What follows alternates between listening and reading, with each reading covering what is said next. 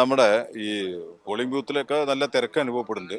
കടുത്ത പോളിംഗ് തന്നെ ഉണ്ടാവുമെന്ന് തന്നെ കാര്യത്തിൽ സംശയമില്ല.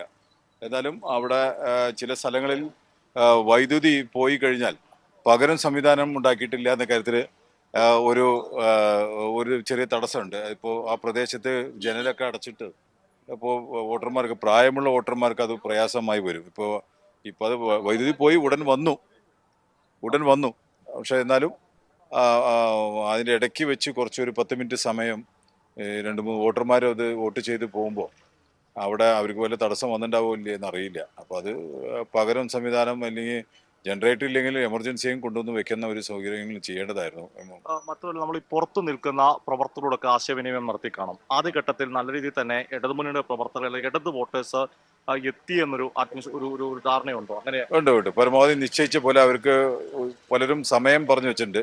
ആ സ്ക്വാഡ് താഴെ പ്രവർത്തിക്കുന്ന സ്ക്വാഡ് അവരെല്ലാം കൊണ്ടുവന്ന് വോട്ട് ചെയ്യിപ്പിച്ചു കൊണ്ടുപോയി വീട്ടിൽ തിരികെ വിടാൻ വേണ്ടിയുള്ള സൗകര്യം നടന്നുകൊണ്ടിരിക്കുന്നുണ്ട്. അത് നല്ല പോലെ തന്നെയാണ് ആ പണം നടന്നുകൊണ്ടിരിക്കുന്നത്.